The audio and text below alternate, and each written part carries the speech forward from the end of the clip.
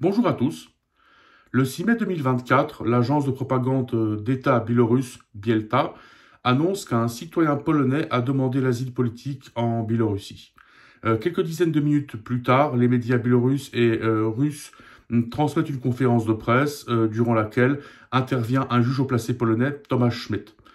Schmidt demande l'asile politique en Biélorussie, expliquant qu'il a été, selon lui, victime de persécutions en Pologne. Il estime également ne pas être d'accord avec la politique actuelle de la Pologne et de l'Occident vis-à-vis de l'Ukraine, de la Russie et de la Biélorussie.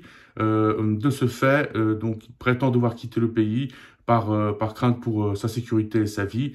C'est pourquoi il a demandé, selon lui, la protection de la Biélorussie. Il a également expliqué avoir renoncé à son statut de juge.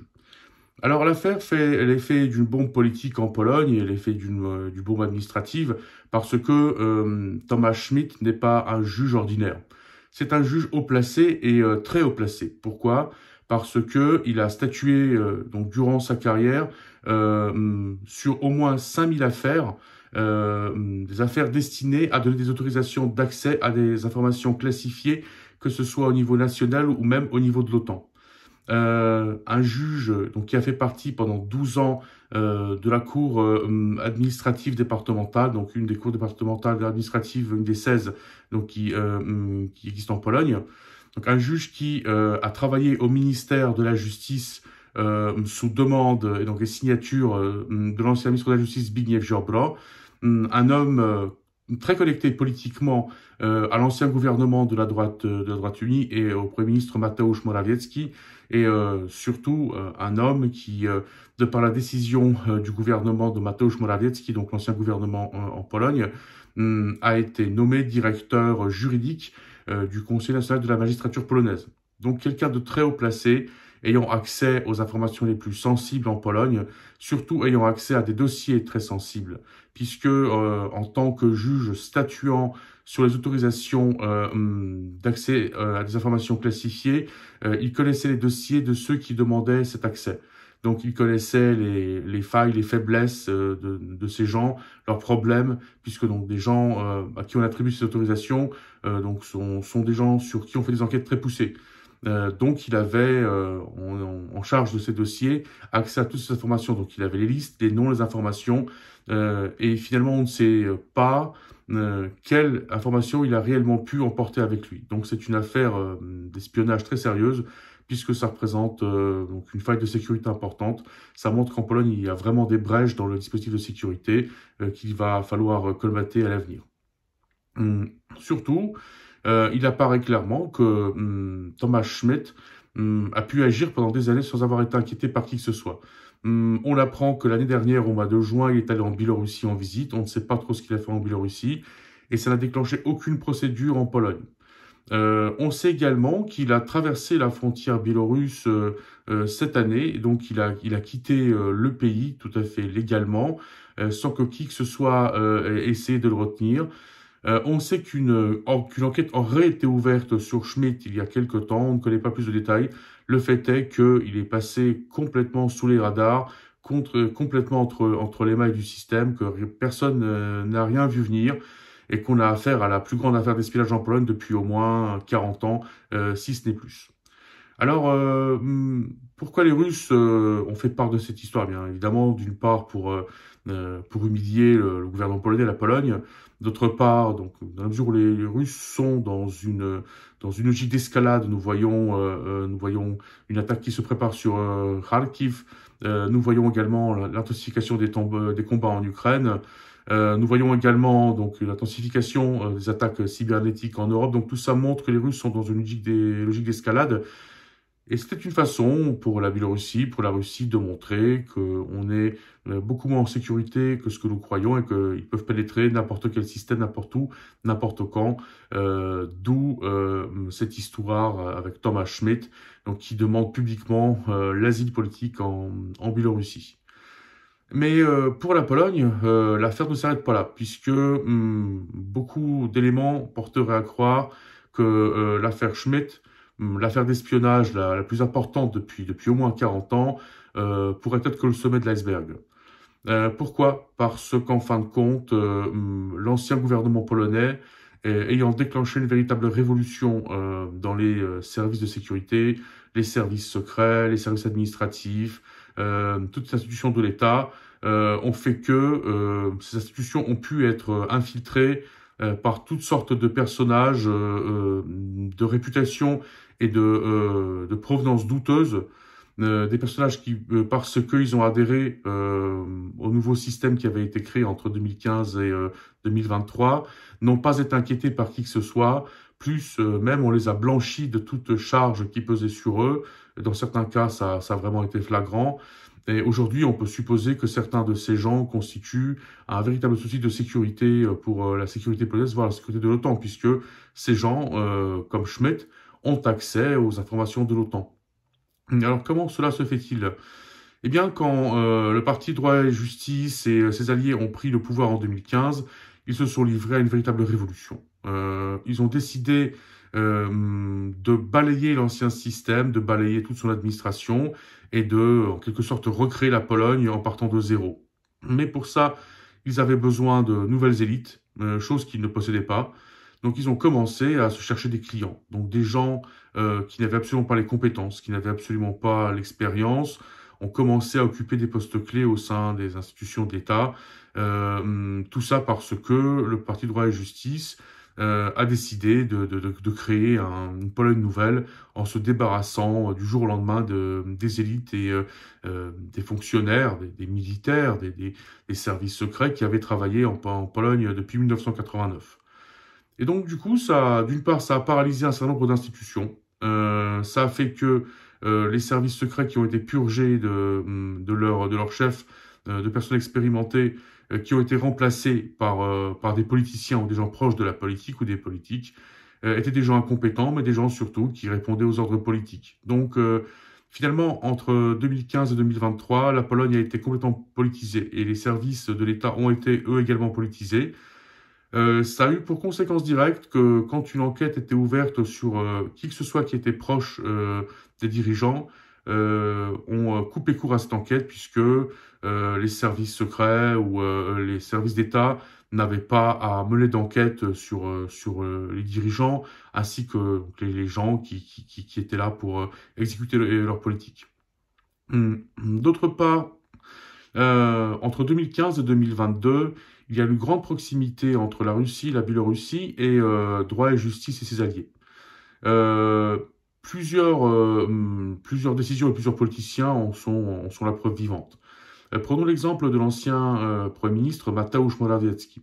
Alors, il faut remonter un peu dans le temps pour se rendre compte à quel point ce politicien, ancien banquier, était proche de la Russie de Poutine.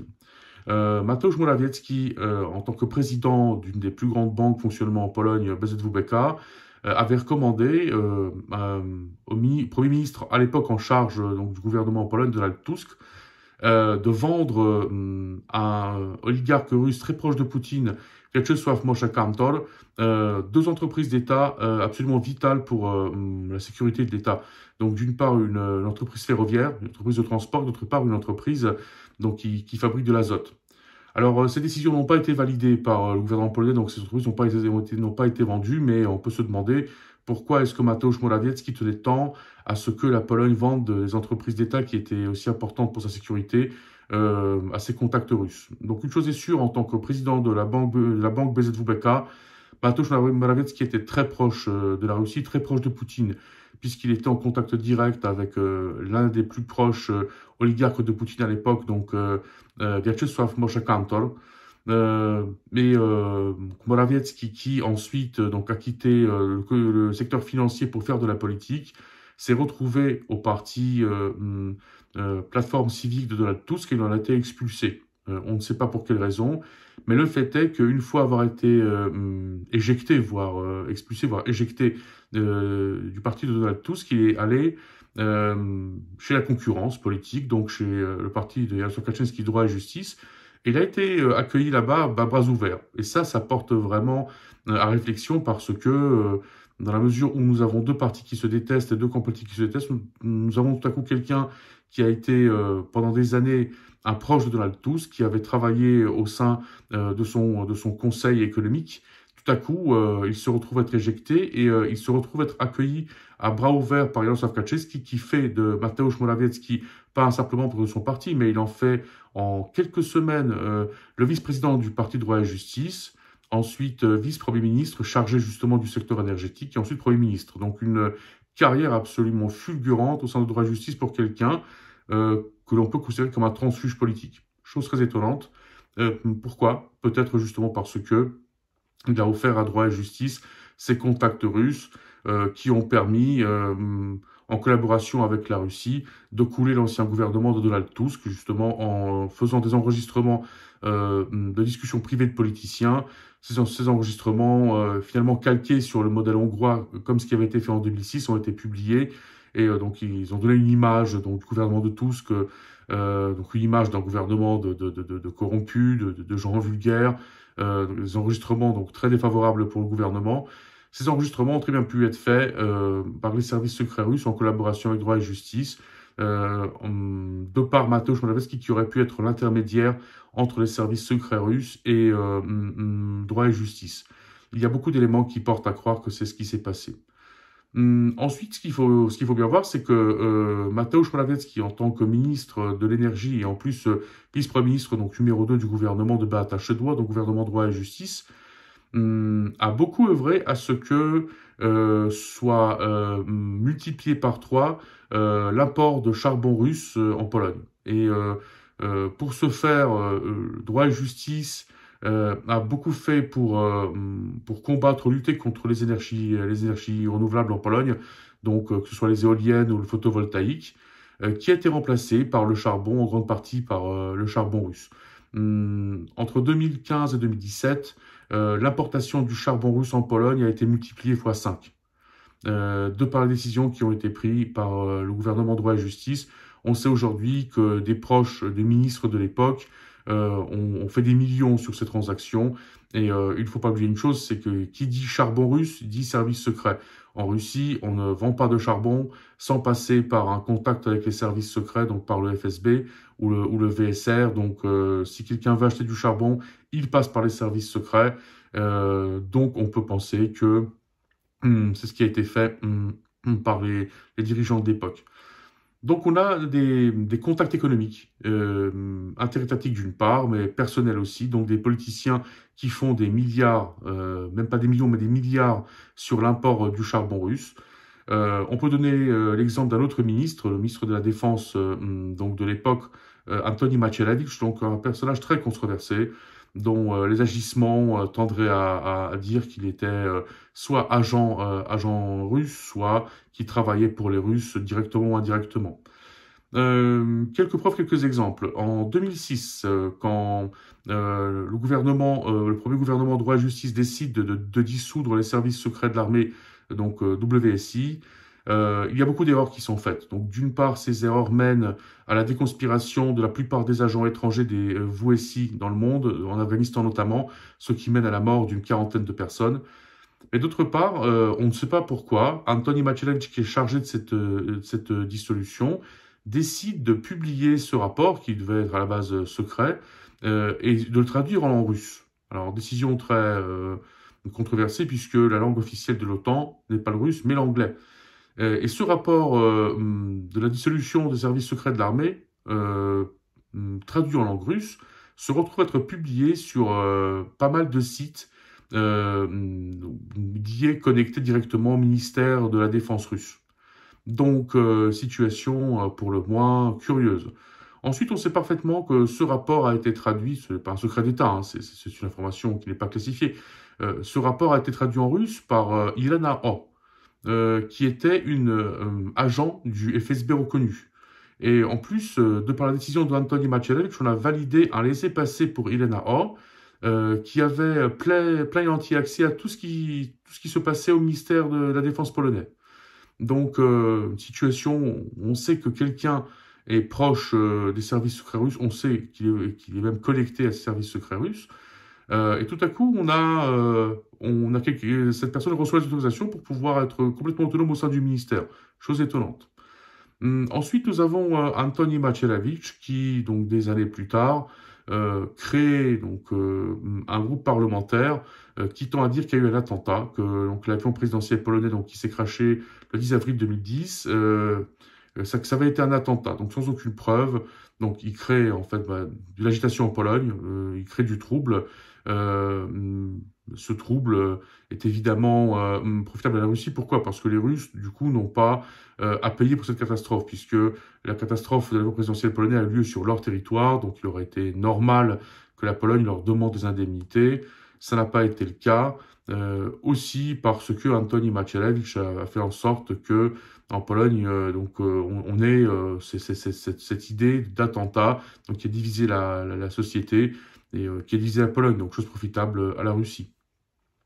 Ensuite, à l'arrivée de nouveau au ministère de la Défense en 2015 avec le deuxième gouvernement droit et justice, en décembre 2015, ne sait-on pas pourquoi, il décide de fermer un think tank de l'OTAN, se trouvant basé à Varsovie.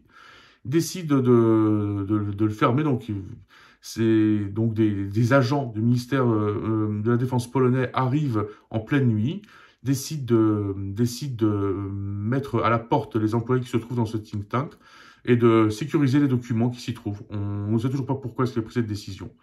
Ensuite, en mai 2016, chose absolument incompréhensible, Antoni Macierewicz, en tant que ministre de la Défense, décide que l'armée polonaise va quitter l'Eurocorps. On va savoir pourquoi, puisque l'armée polonaise devait faire partie d'un des États principaux donc de l'Eurocorps, un État de rame donc à partir de 2017.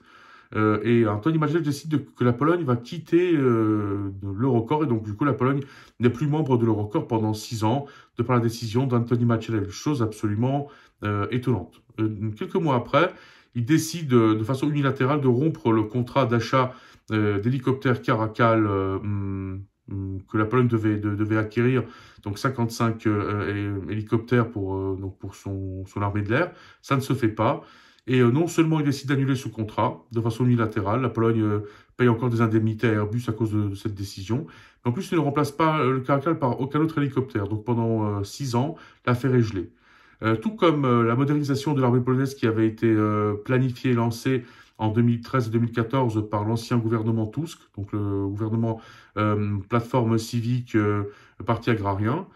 Cette modernisation est complètement gelée, l'argent est dépensé en social, donc l'argent qui avait été prévu par les prédécesseurs de droit et justice est retiré au ministère de la Défense et dépensé en allocation familiale et en autres prestations sociales, donc que droit et justice octroie aux citoyens après sa victoire électorale. Donc ça montre à quel point ce personnage était proche des Russes et à quel point ses agissements finalement étaient très propices aux Russes. Un troisième exemple, Daniel Obajtek, un élu local corrompu. Un élu local qui était poursuivi pour coopération avec un groupe organisé. Il était poursuivi par le bureau du procureur pour agissement avec la mafia. Ce politicien local, cet élu local, est repéré par l'ancienne première ministre droit et justice, Beata Szydło. À partir de là, sa carrière prend vraiment de la vitesse, puisque donc déjà en 2015, après la prise du pouvoir par droit et justice, il se retrouve à la tête de plusieurs entreprises d'État, malgré le fait qu'il ait mis en accusation pour des crimes de droit commun, notamment une participation à un groupe de crimes organisés, comme je le disais. Ensuite, on décide de le mettre à la tête de la compagnie pétrolifère polonaise PKN Orlen, donc qui se trouve être une des plus grandes compagnies d'ailleurs en Europe. Mais il y a un souci, puisque en 2017, il est toujours poursuivi pour des faits de droit commun, des faits criminels, hein, des accusations criminelles. Donc, par décision personnelle du ministre de la Justice, Zbigniew Ziobro, le bureau du procureur décide de demander au tribunal à ce que le dossier de Daniel Obajtek lui soit restitué pour pouvoir le compléter avant le début de son procès qui avait été d'ailleurs programmé. Donc, on avait déjà la date. Et une fois que le dossier est restitué au bureau du procureur apprend au tribunal qui décide finalement de clore le dossier, de clore la procédure. Donc Daniel Obajtek est blanchi sur décision personnelle donc, du ministre de la Justice et du procureur général Zbigniew Ziobro, pour qu'il puisse devenir le président de la plus grande compagnie pétrolifère en Pologne. Pourquoi? Puisque Jarosław Kaczyński, donc le président du droit et justice, voulait créer en quelque sorte une espèce de Gazprom polonais. Donc ça devait être en fait une compagnie qui devait pouvoir acheter tous les médias d'opposition, qui pouvait finalement acheter tout ce qu'elle voulait, comme Gazprom en Russie, pour pouvoir être un instrument du pouvoir, pour que le droit et justice puisse garder le pouvoir en Pologne 10 ans, 20 ans, voire plus. Et c'est Daniel Obajtek qui devait être l'exécutant de ce plan. Donc Daniel Obajtek qui a été blanchi sous décision personnelle du ministre de la Justice Zbigniew Ziobro, alors que, je le répète, sa date du procès avait été programmée et qu'il était poursuivi pour des crimes de droit commun. Se retrouve à la tête de la plus grande entreprise pétrolifère en Pologne qui commence à reprendre toutes les entreprises d'État, rachète également les médias locaux. Et là arrive une décision qui est très controversée. Donc, il décide de reprendre la deuxième entreprise pétrolifère du pays, Lotos, et de fusionner en fait PKN Orlen avec Lotos. Alors où est le problème? Donc le problème, c'est que l'Union européenne s'y oppose parce que dans le cadre de la lutte contre les monopoles et les cartels, donc cette décision est une menace pour les marchés énergétiques polonais. Donc qu'est-ce que va faire Daniel Obajtek? Il va décider de vendre une partie des stations essence de Lotos à l'entreprise pétrolifère hongroise MOL. Cette entreprise, sachant qu'elle est connectée directement, et d'ailleurs tout le monde le sait, c'est pas un secret, à la Russie, puisque MOL importe du pétrole russe, et d'ailleurs c'est une entreprise qui est clairement connectée au service secret russe. Donc le fait est que si droit et justice expliquait à tort et à travers qu'il voulait se séparer du pétrole russe, les mots n'étaient pas joints aux actes, puisque là, dans le cadre de la fusion de Lotos et de PKN Orlen, Obajtek décide de revendre une partie des stations essence à la compagnie hongroise MOL. Donc décision incompréhensible, puisque ça liait finalement encore plus la Pologne, ça la rendait dépendante du pétrole russe par intermédiaire des Hongrois. Et ensuite, nous avons une décision qui est encore plus controversée, puisque donc Obajtek décide de vendre une partie de la raffinerie de Gdańsk à Saudi Aramco, donc qui est une compagnie pétrolifère saoudienne, mais qui n'appartient même pas à l'Arabie Saoudite, mais qui appartient directement à la famille des Ben Salman, donc la famille princière. Et donc, décision d'autant plus controversée, puisque cette décision fait qu'aujourd'hui, les Saoudiens ont un veto de blocage sur la raffinerie de Gdańsk. Donc, en gros, ils n'ont pas la majorité des parts, certes, mais ils peuvent opposer leur veto à toute décision qui est prise concernant cette raffinerie. Et dans la mesure où on sait que Saudi Aramco est clairement connecté à Gazprom et connecté au pétrole russe, on peut se demander pourquoi Daniel Obajtek a pris cette décision, surtout que contrairement à ce qu'il avait expliqué, il y avait d'autres possibilités, puisque le groupe pétrolifère américain Global Oil avait voulu faire une offre et qu'on l'a même pas laissé faire cette offre. En fait, donc PKN Orlen avait décidé, quoi qu'il en coûte, de vendre donc ses parts de la raffinerie de Gdańsk à Saudi Aramco, et en plus elle l'a fait avec perte, puisque cette transaction a fait que la Pologne a perdu environ 1 milliard d'euros, puisque on a vendu ses parts très en dessous des valeurs du marché, donc chose absolument incompréhensible. Et puis ensuite on arrive sur une affaire encore plus énigmatique. Il s'avère que le PKN Orlen, donc la compagnie pétrolifère, a créé une boîte de trading en Suisse, donc OTS, Orlen Trading Switzerland, une boîte qui d'une part achète du pétrole aux Iraniens, alors qu'on sait qu'il y a un embargo sur le pétrole iranien, mais aussi une boîte qui est dirigée directement par une personne connectée au Hezbollah, Samer A, donc une personne d'une part qui est poursuivie en Pologne pour des fraudes fiscales, et qui est connecté directement au Hezbollah. Donc cette personne-là dirige une filiale de PKN Orlen, une entreprise de trading. Ensuite, cette entreprise de trading décide d'acheter du pétrole, soi-disant au Venezuela, en passant par des intermédiaires, notamment un intermédiaire chinois, qu'elle n'a jamais vu, n'a jamais rencontré. Donc cet intermédiaire chinois reçoit la somme de 500 millions d'euros pour un compte d'achat de pétrole vénézuélien. Ce pétrole vénézuélien n'a jamais été livré au Pecan Orlen, et surtout donc des bateaux tankers attendaient d'être livrés. Donc pendant des semaines, ils ont attendu en mer. Un jour d'attente coûtait environ 600 000 $. Donc la Pologne a perdu environ 600 millions d'euros dans cette histoire. Donc finalement, l'aboutissement de l'histoire, c'est que le pétrole n'a jamais été livré, l'argent a disparu, le soi-disant intermédiaire chinois a disparu également. Il s'est avéré que la filiale de Pecan Orlen en Suisse était dirigée par un Libanais poursuivi en Pologne pour fraude fiscale et en plus suspecté par le FBI et le MI6 de coopérer avec le Hezbollah.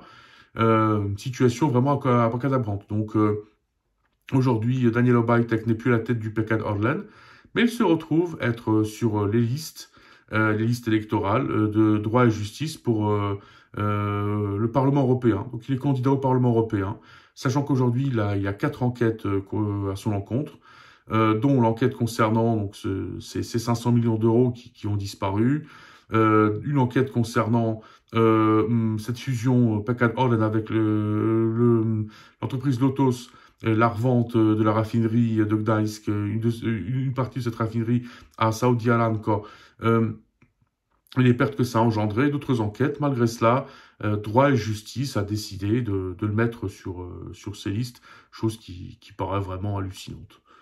Un dernier exemple, peut-être, concerne l'ancien président du Sénat, Stanisław Karczewski, qui, entre 2015 et 2018, est allé en Biélorussie une douzaine de fois, de ce qu'on en sait.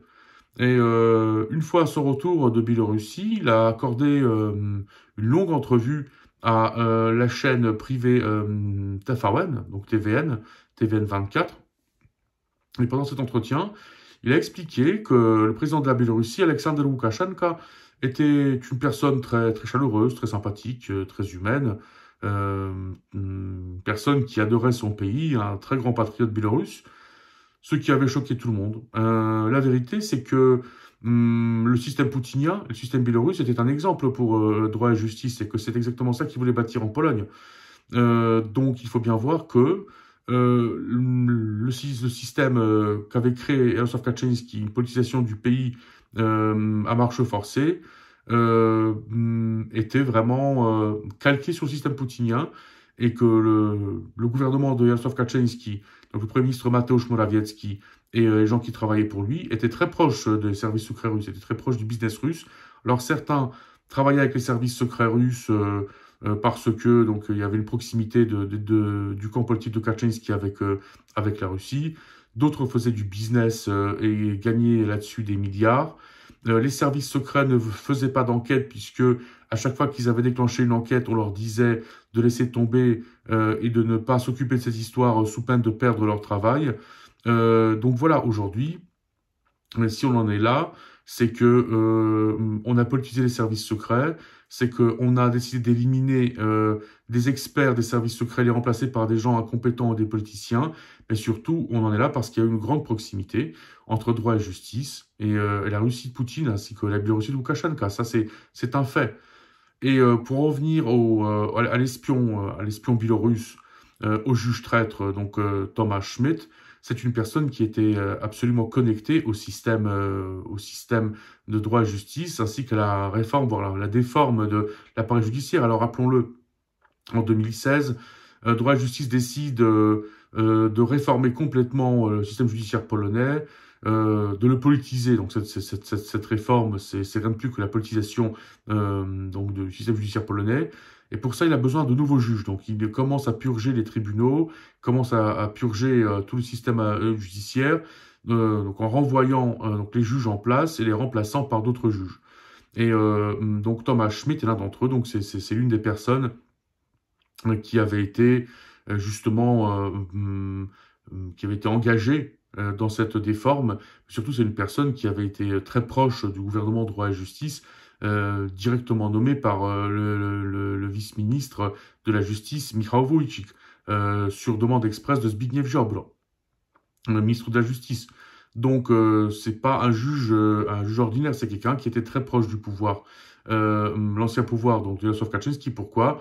Parce que justement, il faisait partie de cette nouvelle caste de juges, cette nouvelle élite qui devrait remplacer l'ancienne élite et qui devait justement être ces juges politiques, tels que l'avait conçu et imaginé Jarosław Kaczyński et son parti politique.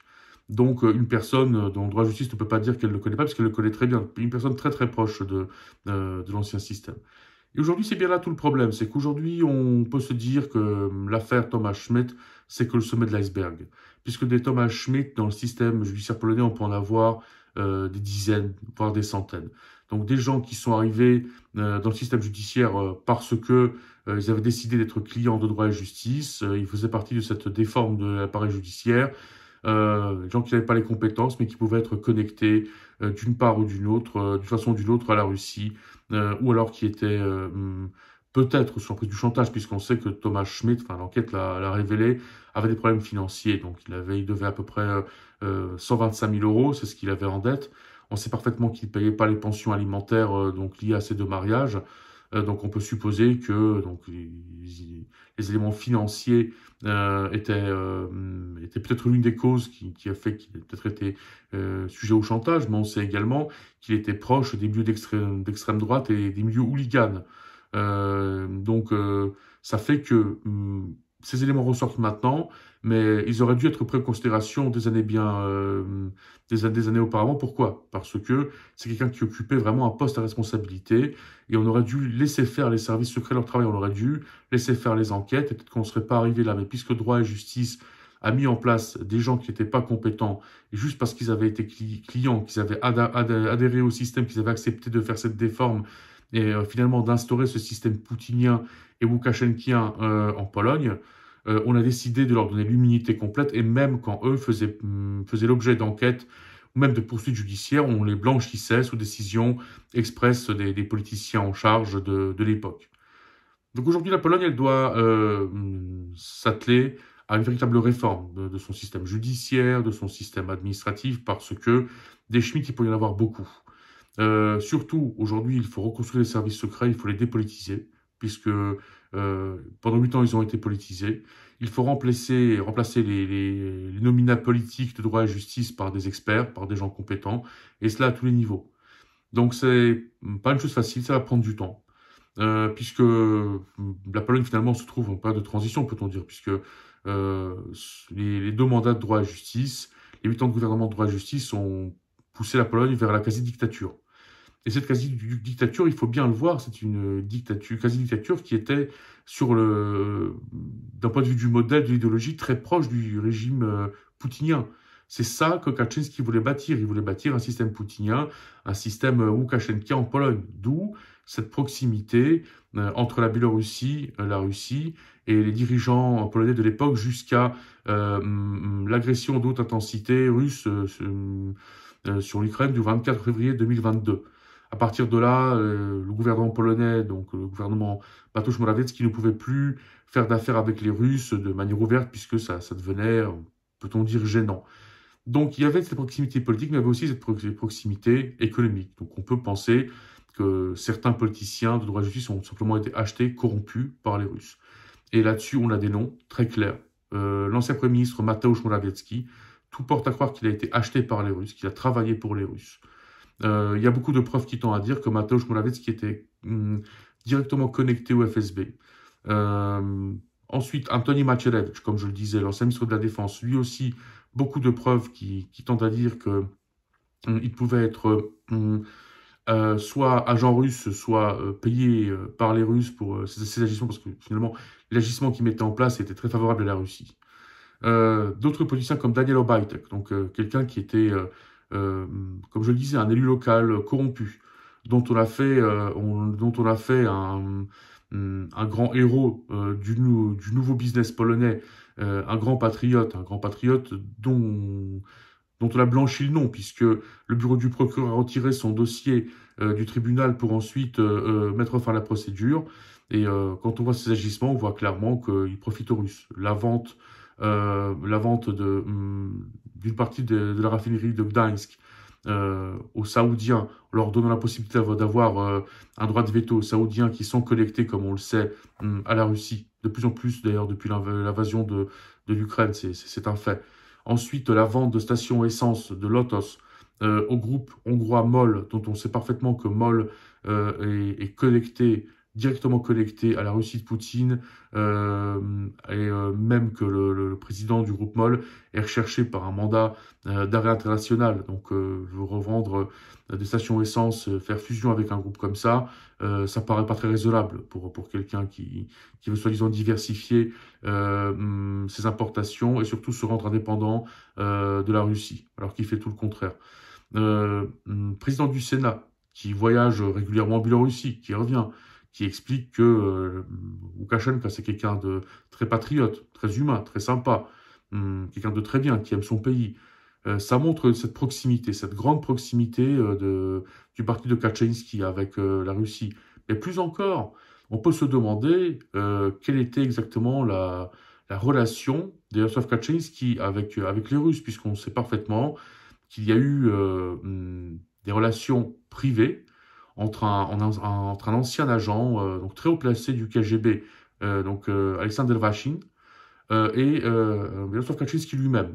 Que cette relation a duré au moins 2 ans, ça s'est passé fin des années 80. Alors ce que prétend Kaczynski, c'est qu'en fin de compte, il avait été en contact avec Vachin, agent du KGB confirmé, parce qu'il organisait à l'époque en tant que membre de Solidarność, donc du syndicat Solidarité, la visite donc de l'ancien président du syndicat Lech Walesa à Moscou. Mais bon, enfin, ça paraît quand même dur à croire que pendant 2 ans, il organisait le voyage de Walesa à Moscou. Le fait est qu'il y a des preuves, il y a des témoignages, il y a des lettres échangées entre Kaczynski et Vachin pendant 2 ans, entre 85 et 87, d'autres reprises de contact entre 1989, qui pourraient tendre à dire que Kaczynski était aussi connecté d'une manière ou d'une autre aux Russes. Alors, est-ce qu'il était de manière consciente connecté au KGB ou est-ce qu'il avait une connivence privée avec Alexander Vachin, ça on ne le sait pas. Le fait est que il est prouvé, il est avéré que Yaroslav Kaczynski, le président de Droit et Justice, dans le passé, lui aussi avait des contacts très proches avec le KGB, et même le jeu est rude, puisqu'on sait parfaitement que Vachin, un agent de premier plan des services secrets soviétiques à l'époque et russes ensuite, était quelqu'un qui faisait la pluie et le beau temps dans divers services de sécurité. Donc quand on met tous ces éléments ensemble, quand on voit les contacts qu'ont pu avoir Mateusz Morawiecki, Antoni Macierewicz, Daniel Obajtek, Stanisław Kaczewski, Jarosław Kaczynski et d'autres politiciens de droit et justice avec la Russie d'une manière ou d'une autre, des contacts de business, des contacts politiques, des contacts privés et autres, quand on voit que on a décidé de combattre pendant 8 ans les énergies renouvelables en Pologne pour les remplacer par le charbon importé de Russie, quand on voit qu'il avait été prévu de créer une centrale électrique qui devait être alimentée par le charbon russe et qu'elle a même été quasi construite, mais que la guerre en Ukraine de haute intensité a mis fin à ce projet, on peut dire avec exactitude qu'il y avait vraiment des rapports très proches entre droit et justice, entre le gouvernement de Mateusz Morawiecki et le président de droit et justice et la Russie et la Biélorussie. Ça paraît incontestable. Aujourd'hui, la Pologne paye le prix de ces rapports, puisque ces rapports ont fait que les services secrets sont devenus impuissants, ont été politisés, sont devenus impuissants, et finalement, on ne devrait pas être étonné par l'affaire Thomas Schmidt, qui donc lui-même avait été choisi par le nouveau gouvernement de Jarosław Kaczyński, donc Mateusz Morawiecki, Zbigniew Ziobro, donc droit et justice, pour être l'un de ceux qui met en place donc la nouvelle Pologne patriotique, comme il l'entendait, donc la déforme du système judiciaire, et donc il est devenu membre de la nouvelle élite.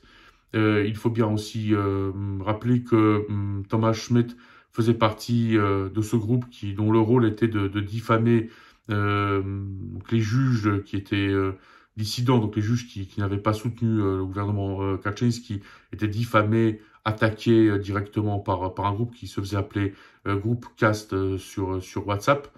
Donc on voit clairement que Schmitt, c'était vraiment quelqu'un qui était connecté politiquement au gouvernement Mateusz Morawiecki et Jarosław Kaczyński, Zbigniew Ziobro directement.